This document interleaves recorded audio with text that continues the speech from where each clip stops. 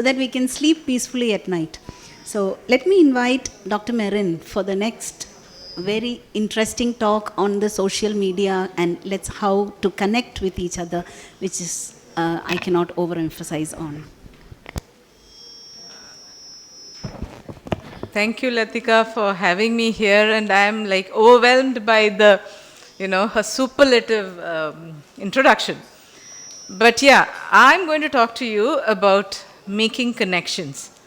Now, see, making connections was basically, I think, what Latika meant for me was to talk about professional and also about, how do you change the slide, please? It's not moving. Slide is not moving. Right arrow, yes. Yeah, so by the time they fix that. So the thing is, if you want to be networked professionally, you need to first do that in your personal life. So the personal always precedes the professional.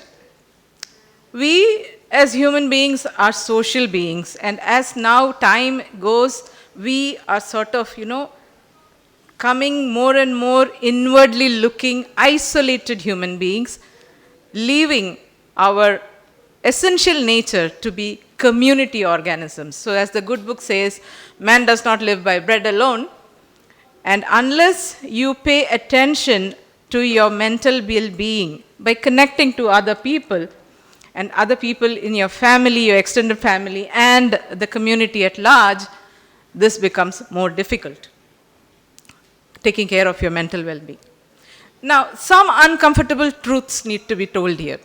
It's very easy to say, go out, make friends. Is it so simple? It is not, because a large number of this is predicated on the way you were brought up. As doctors, most of you would know that by the time you reach your teenage, you sit inside, read your books, don't talk to others. Isn't that what is, I don't know about the youngsters nowadays, but at least that was what was there in our times. And then there are families which discourage, especially women, from, the old adage, be seen, not heard. So these things have an impact on how you behave as you grow into a full-fledged adult.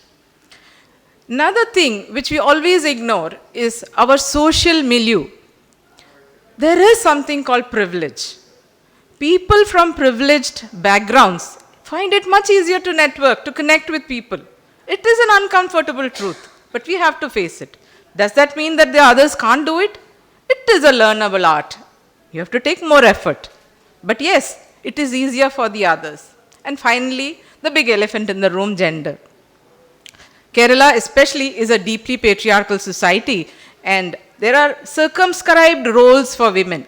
Yes, you can go study well, you can be a professional, but come evening, come home. How do you network if you can't meet your friends, your peers, your mentors outside of your work or outside of your, that is why the essential difference I find between men and women, they'll say like, oh, women are not getting that chance to network. Only if you get out of your houses and go and network will that networking happen, isn't it? So, but times they are changing, and in ophthalmology we have now myriad opportunities. Starting from, we are very lucky to be in ophthalmology in Kerala because we have very vibrant, strong clubs in every district now, which nurtures people to come forward and present themselves in every fashion. Of course, KSOS and AIOS, and as like Laila madam said, even the international fora is open to you if you want to do it.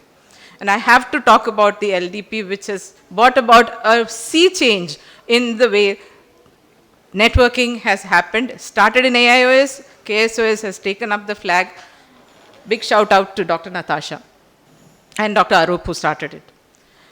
Now, if these are not the things that you relish, we have a lot of other, forums, like, Dr. Varma sir runs a beautiful WhatsApp group called the Kerala Eye Miscellany, where, even you can just be an observer. You can just sit in the gallery and watch the fun that's going on.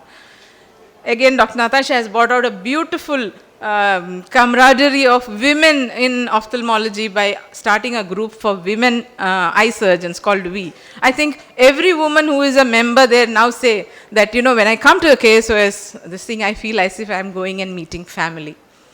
And there are other things like, you know, Facebook groups called the Life Beyond Ophthalmology. There are fora for young ophthalmologists, for, you know, you can have your own travel groups.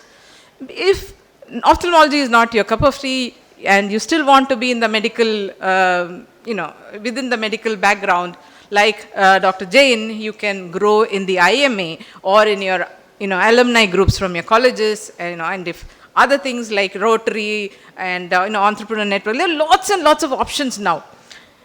Hobby clubs, book clubs, etc. But now when it comes to that, so all those was your personal growth, but when it comes to a professional, you need to have a clear idea who you want to be out there in the professional, you know, scenario. So remember to make a Google profile. If you're big enough, you can have your own Wikipedia page, but everyone should have a LinkedIn page where recruiters can approach you, people can, you know, your CV is out there. So that is going to be the, you know, your face in public.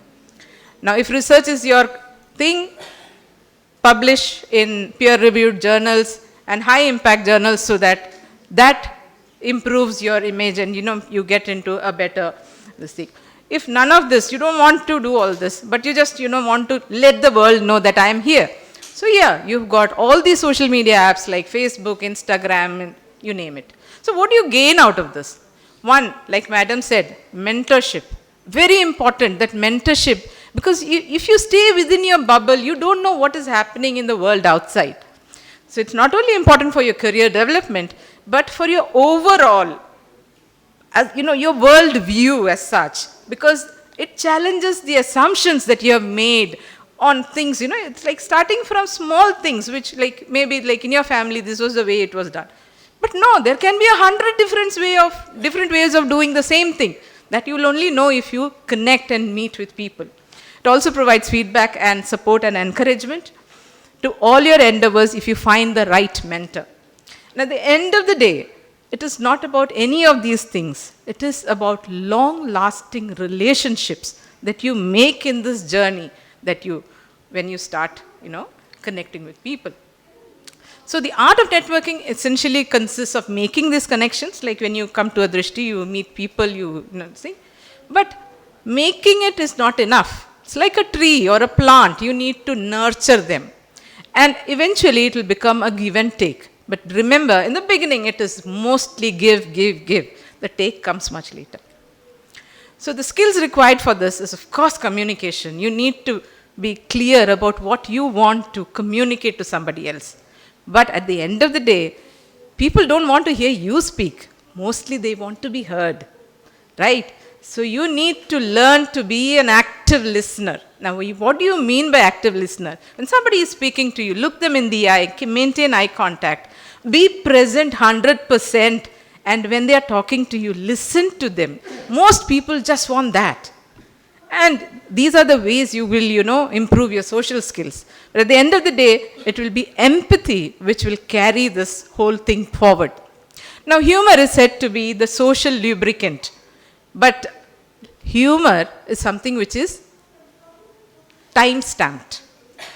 And especially to the men in this audience, like humor can become very dated very quickly. So, in a social interaction with people whom you're not very familiar with, you may be the funny person of the party, but those which are like, say, you know, off color or laced with innuendo are no longer considered humorous, but rather offensive. So be very, very careful about that. So social media, the idea is to make yourself visible. You can write, create, or, you know, blogs, vlogs, etc. You can partner yourself with social media and influencers. And if you want focus groups, you can go into groups like Discord or Reddit, where only that you know, topic of your own interest can be discussed. So in conclusion, what does networking and using social media or, you know, platforms like this, conferences, what does it give you? Immense personal and professional satisfaction, But remember, it is a long game. And at the end of the day, unless you are genuine, it should not be for show. People are very, very, adept at reading you. And if you are a fake, it will be spotted. So, have a great networking event at this Drishti. Thank you so much. Thank you, Dr. Merine, for that very insightful